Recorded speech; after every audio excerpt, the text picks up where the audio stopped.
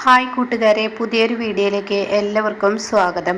അങ്ങനെ Rameshan T V ഓണാക്കിയിരിക്കുകയാണ് കേട്ടോ. Rameshan T V ഓണാക്കുമ്പോൾ നല്ല ഡാൻസും കളിയുമുള്ള ആ ഒരു പാട്ട് ഇങ്ങനെ കേട്ടുകൊണ്ടിരിക്കുന്നതിനിടയിൽ എന്തോന്നാണ് ടി വി തുറന്നാൽ ഇതൊക്കെ തന്നെ കാണാനുള്ളൂ എന്ന് പറഞ്ഞിട്ട് ന്യൂസ് ചാനൽ വെക്കുകയാണ് കേട്ടോ. അതിൽ തനിക്ക് പറ്റിയ എന്തെങ്കിലും ന്യൂസ് വരുമെന്ന പ്രതീക്ഷയോട് കൂടിയിട്ടാണ് കേട്ടോ രമേശൻ ന്യൂസ് വെക്കുന്നത്. ന്യൂസ് വെക്കുമ്പോൾ ഈ ഒരു സംഭവമാണ് കാണിക്കുന്നത്. അതായത് ഒരു പെൺകുട്ടിയെ വനിതയായ നമ്മുടെ എൻജിനീയർ, അതായത് ഷേയെക്കുറിച്ചാണ് പറയുന്നത്. ഷേയ എന്ന് പറയുന്ന ആൾ രക്ഷിച്ചിരിക്കുന്നു എന്നുള്ള സത്യം കേട്ടോ. രണ്ട് പെൺകുട്ടികൾ ഒരുമിച്ച് വരുന്ന സമയത്ത് അങ്ങനെ രക്ഷിച്ചിരിക്കുന്നു എന്ന ന്യൂസാണ്. ഇത് കാണുന്നതിനോട് കൂടി രമേശ് ഒന്നുകൂടി നോക്കുകയാണ്. അപ്പോഴേക്കും രമേശ് അളിയോ അളിയോ എന്ന് പറഞ്ഞിട്ട് അരവിന്ദനെ വിളിക്കുകയാണ്. അത് കേട്ടിട്ട് അരവിന്ദനും ഹേമയും അശ്വതിയും ഒക്കെ ഓടി വരികയാണ്. എന്താ പ്രശ്നം എന്ന് പറയുന്നുണ്ട്. അപ്പോൾ ചീഫ് എഞ്ചിനീയറായ ഈ പറയുന്ന ഷേയ ഈ രണ്ട് കുട്ടികളെ രക്ഷിച്ചിരിക്കുന്നതെന്ന് സത്യം പറയണം. അത് കേട്ട് ബാലമാമയും അങ്ങോട്ടേക്ക് ഓടി എത്തുകയാണ് കേട്ടോ. അങ്ങനെ ബാലമാമയും വന്ന് ഈ ന്യൂസ് കാണുകയാണ്. തീരെ വനിത തന്നെയാണ് ഈ രണ്ട് കുട്ടികളെ രക്ഷിച്ചിരിക്കുന്നത്. പിന്നീട് അനുവും ചാരുവും മറ്റുള്ളവരെല്ലാവരും കൂടി സംസാരിക്കുന്ന ആ ഒരു ഇതാണ് കേട്ടോ. ചാരു പറയുകയാണ്, ഞങ്ങൾ ഇവിടെ വരുന്ന വഴിക്ക് ഈ നിൽക്കുന്ന അനുവിനെയും അവരുടെ കൂട്ടുകാരിയെയും പെട്ടെന്ന് ഇങ്ങനെ ഉപദ്രവിക്കുന്നത് കണ്ടിട്ട് ശ്രേയ മാഡമാണ് അവരെ ഫൈറ്റ് ചെയ്യുന്ന ആ ഫൈറ്റ് ചെയ്യലുണ്ടല്ലോ, പറയാനില്ല, ഓരോന്നിനെയും ഇടിച്ച് താഴെ ഇട്ടു എന്നുള്ള സത്യങ്ങളൊക്കെ പറയുകയാണ് കേട്ടോ. പക്ഷേ ഇതൊക്കെ നുണയാണെന്നുള്ള അനുവിനും അറിയാം. പറയുന്ന ചാരുവിനും അറിയാം കേട്ടോ. അങ്ങനെ ചാരു ഈ ന്യൂസിലൊക്കെ പറയുമ്പോൾ അരവിന്ദൻ പറയണം, അമ്മേ ഞാൻ വെറുതെയാണോ ചീഫ് എഞ്ചിനീയറെ കല്യാണം കഴിച്ച് ശ്രേയ മേഡത്തിനെ കല്യാണം കഴിച്ചുകൊണ്ട് എനിക്ക് എന്തെല്ലാം അഭിമാനമാണ് എനിക്ക് കിട്ടുന്നത്. ഇപ്പം നോക്ക്, ഇങ്ങനെയുള്ള ആളുകളെ വേണം. ഇപ്പോൾ ഒരു രണ്ട് പെൺകുട്ടികളെയാണ് ശ്രേയ രക്ഷിച്ചിരിക്കുന്നത്, അത് രണ്ട് കുടിയന്മാരുടെ അടുത്ത് നിന്ന് രക്ഷിച്ചിരിക്കുക എന്നൊക്കെ ഇങ്ങനെ പറയണം. അപ്പോൾ ഈ സമയം ഈ വാക്കുകൾ കേൾക്കുമ്പോൾ അതാടാ തങ്കത്തിനെ കല്യാണം കഴിച്ചാൽ പൊന്നുവിനെ കല്യാണം കഴിച്ചാലുള്ള ഉപകാരം എന്നൊക്കെ അവരിങ്ങനെ പറഞ്ഞു തുടങ്ങണം കേട്ടോ. അപ്പോഴേക്കും ബാലമാമക്ക് ദേഷ്യം പിടിക്കുകയാണ്. ബാലമാമ പറയണേ, എടി നീ നൊന്ത് പ്രസവിച്ച മകളല്ലേ നിൻ്റെ അനു, അവൾക്കാണ് ഈ ഒരു അപകടം സംഭവിച്ചിരിക്കുന്നത്. എൻ്റെ കുഞ്ഞിന് എന്ത് പറ്റി എന്ന് പറയാതെ നീ നിൻ്റെ മരുമകളെക്കുറിച്ചുള്ള വളർമ്മ പറയുന്നത് നിർത്തടി, അതല്ല വേണ്ടത്, നിൻ്റെ കുഞ്ഞിനെക്കുറിച്ച് ചിന്തിക്കെന്ന് പറയാം കേട്ടോ. അങ്ങനെ നിർത്തിയിട്ട് ബാലമാമ അനുവിനെ വിളിക്കുകയാണ് കേട്ടോ. ഇതേ സമയം അനു ആണെങ്കിലോ ഈ ചെയ്തതിനോട് ഒട്ടും യോജിപ്പില്ല. ഇത് ശരിക്കും ഈ ഒരു ധീരവനിത എന്നുള്ള പേര് കിട്ടേണ്ടത് എൻ്റെ ചാരു ഏട്ടത്തിക്കായിരുന്നു എന്നുള്ള ആ ഇതിൽ ഇരിക്കുമ്പോഴാണ് ചാരുവിൻ്റെ ഫോണിലോട്ട് ബാലമാമയുടെ കോൾ വരുന്നത് കേട്ടോ. അപ്പോൾ തന്നെ ബാലമാമയാണ് വിളിക്കുന്നതെന്ന് പറയാണ്. അങ്ങനെ ചാരു ഫോൺ എടുക്കുകയാണ്. അപ്പോൾ തന്നെ ബാലമാമ ചോദിക്കുകയാണ്, മോളെ ചാരു, നിൻ്റെ കൂടെ അനു ഉണ്ടോ എന്ന് ചോദിക്കുമ്പോൾ അനു ഉണ്ട്, എന്താ സത്യത്തിൽ സംഭവിച്ചത്, എവിടെ എൻ്റെ മോള്, എൻ്റെ മോളുടെ കയ്യിലൊന്ന് ഫോൺ കൊടുക്കാവോ എന്ന് പറയുമ്പോൾ ബാലമാമയുടെ ഫോൺ അനുവിന് കൊടുക്കുകയാണ് കേട്ടോ.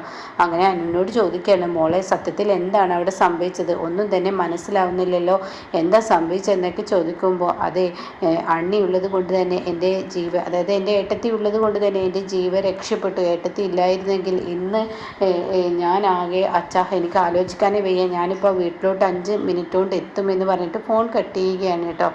അങ്ങനെ ഈ സമയം ഈ ഒരു വാക്കുകൾ കേൾക്കുമ്പോൾ ബാലമാമക്ക് ഭയങ്കര വിഷമമാണ്. പക്ഷേ എവിടേക്കോ എന്തൊക്കെയോ നിഗൂഢതകൾ പോലെ ബാലമാമക്ക് തോന്നുന്നുണ്ട് കേട്ടോ. ഇതെല്ലാം ചെയ്ത് ശ്രേയാണെന്നുള്ള ആ കരുതലിലാണ് ഇവരെല്ലാം നിൽക്കുന്നത് കേട്ടോ. ഇവരാണെങ്കിലോ ശ്രേയയെക്കുറിച്ച് വീണ്ടും വീണ്ടും പുകഴ്ത്തുന്ന വാക്കുകൾ പറഞ്ഞും കൊണ്ടിരിക്കുകയാണ്. പക്ഷെ അതൊന്നും കേൾക്കാനുള്ള ആ ഒരു മാനസികാവസ്ഥ ബാലമാമയ്ക്കില്ല.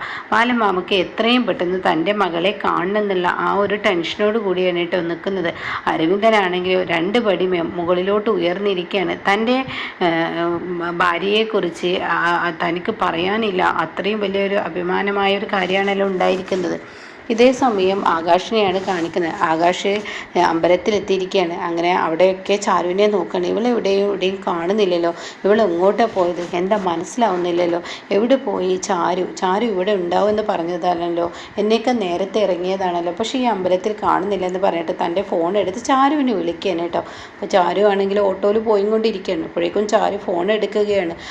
അക്കുച്ചേട്ടാ, നീ എവിടെ ചാരു, നിന്നെ ഒത്തിരി നേരമായില്ലേ അമ്പലത്തിൽ ഞാൻ കാത്തു നിൽക്കുന്നത്, സോറി അക്കുച്ചേട്ടാ, ഒരു സംഭവം ഉണ്ടായി, അക്കുച്ചേട്ടനോട് പറയാൻ കഴിഞ്ഞില്ല. ഞാനും അമൃതേച്ചിയും കൂടി വരുന്ന സമയത്ത് അനുവിന് ഇങ്ങനെ ഒരു പ്രശ്നമുണ്ടായി എന്നൊക്കെ ഇങ്ങനെ പറയുകയാണ്. ആ സമയം ഷേയ വന്നിട്ടാണ് രക്ഷിച്ചതെന്നൊക്കെ പറയുമ്പോൾ അതങ്ങ് വിശ്വസിക്കാൻ ആകാശിന് കഴിയുന്നില്ല കേട്ടോ.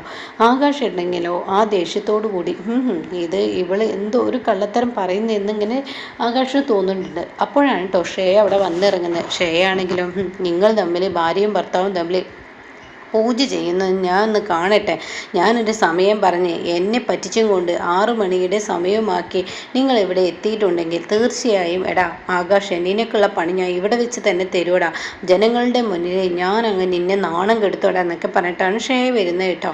അങ്ങനെ ഷേയ അവിടെ ഇങ്ങനെ നോക്കുമ്പോൾ ആകാശിൻ്റെ ബൈക്കിരിക്കുന്നത് കാണണം. അത് കാണുന്നതിനോട് കൂടി അവനിവിടെ ഉണ്ട്, എന്തായാലും അവൻ ഇവിടെ വെച്ച് തന്നെ കൊടുക്കണമെന്ന് പറയുന്നത്. ഇതേ സമയം ഫോൺ കട്ട് ചെയ്ത പാട് ആകാശ് സമയം നോക്കുമ്പോൾ അയ്യോ 6 മണിയായല്ലോ, ആ വടയക്ഷിക്ക് ഫോട്ടോ അയച്ചു കൊടുക്കണ്ടേ എന്ന് പറഞ്ഞിട്ട് പെട്ടെന്ന് ആകാശ് ഷേയയ്ക്ക് 6 മണിക്കുള്ള സമയത്തുള്ള ആ ഒരു ഫോട്ടോ 6 മണി ടൈമിൽ തന്നെ അയച്ചു കൊടുക്കുകയാണ് കേട്ടോ. ഇതേ സമയം ഷേയ തൻ്റെ മൊബൈലിൽ എടുത്ത് നോക്കും.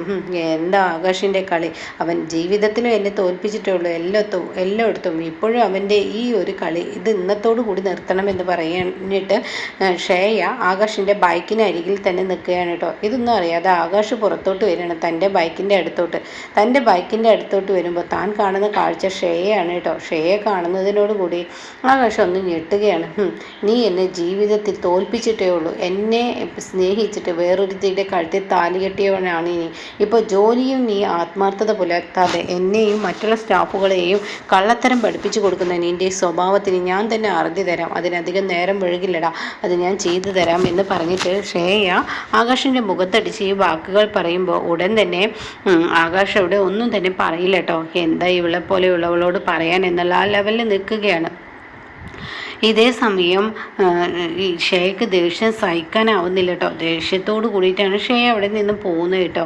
എന്നാൽ ഈ സമയം ഷേയുടെ ഫോണിലോട്ട് കലക്ടറുടെ ഫോൺ വരികയാണ്. ഇതേ സമയം ഷേ ഫോൺ എടുക്കുകയാണ്. ഷേ ഫോൺ എടുത്തിട്ട് ഹലോ സാർ, എന്താ വിളിച്ചത്? അതെ, ഞാൻ താങ്കളെ അഭിനന്ദിക്കാനാണ് വിളിച്ചത്. ഞാൻ എന്താണ് ചെയ്തത്? അതിന് മാത്രം അഭിനന്ദിക്കാൻ ഞാൻ എന്ത് ചെയ്തു കലക്ടർ സാർ എന്ന് ചോദിക്കുമ്പോൾ എന്താ ഈ പറയുന്നത്? ഇത്രയും നല്ലൊരു പ്രവൃത്തി ചെയ്തു വെച്ചിട്ട് എന്നെ കൊച്ചാക്കുകയാണോ? അയ്യോ സാർ, എനിക്ക് മനസ്സിലായില്ല, എന്താ സംഭവം എന്ന് മനസ്സിലായില്ല. ഞാൻ എന്ത് നല്ല പ്രവൃത്തിയാണ് ചെയ്തത്? സാർ ഇത്രയും വലിയ അഭിനന്ദനം എനിക്ക് തരാൻ. താങ്കൾ ചെയ്ത പ്രവൃത്തി ഇന്നിപ്പോൾ സോഷ്യൽ മീഡിയയിൽ വിവാദമായിരിക്കില്ലേ? താങ്കളുടെ ആ നല്ല പ്രവൃത്തി സോഷ്യൽ മീഡിയയിൽ തന്നെ നോക്കിക്കോളൂ. എന്തായാലും ഇതൊക്കെ ചെറുതായിട്ട് ഷേക്ക് തോന്നുന്നുണ്ടാവും, പക്ഷെ ഇതൊന്നും ചെറുതല്ല കേട്ടോ. വലിയൊരു പ്രചോദനമാണ് ഒരു പെൺകുട്ടിക്ക് താങ്കൾ കൊടുത്തിരിക്കുന്നത്. ഇനി എല്ലാ പെൺകുട്ടികളും ഇങ്ങനെ ചെയ്യുമെന്ന് പറയുമ്പോൾ ഷേയ ഫോൺ കട്ട് ചെയ്തതിന് ശേഷം ആ ഒരു ഇതെന്താണെന്ന് നോക്കാൻ തൻ്റെ ഫേസ്ബുക്ക് തുറന്ന് നോക്കുകയാണ് കേട്ടോ. താൻ കാണുന്ന കാഴ്ച ആദ്യം തന്നെ ഇതാണ്. ചാരു പറയുന്ന കാര്യം കേട്ടോ. അനുവും തൻ്റെ കൂട്ടുകാരിയും കൂടി ഇങ്ങനെ വരുന്ന സമയത്ത് ഷേയാണ് തൻ്റെ ജീവൻ രക്ഷിച്ചതെന്നും ചാരു ഇങ്ങനെ പറയുന്ന ആ ഒരു സീൻ കേട്ടോ. ഇത് കാണുന്ന ചാരു പറയുന്നത് അതങ്ങ് ഷേയെ വല്ലാതെ അത്ഭുതപ്പെടുത്തി പോകുവാണ്. എന്നാൽ ഈ സമയം ചാരുവും അനുവും കൂടി ഓട്ടോയിൽ വന്നിറങ്ങുമ്പോഴേക്കും ബാലമാമ തൻ്റെ മോളെ കെട്ടിപ്പിടിക്കുകയാണ് കേട്ടോ. മോളെ എന്ന് പറയുമ്പോഴേക്കും അനു ആണെങ്കിൽ അച്ഛനെ കെട്ടിപ്പിടിച്ച് കരയാണ് കേട്ടോ. അച്ഛ എന്ന് പറയുന്നുണ്ട്. എന്താ മോളെ, എന്തിനാ നീ ഇങ്ങനെ കരയുന്നത്? എന്തിനാ ഇങ്ങനെ പേടിക്കുന്നത്?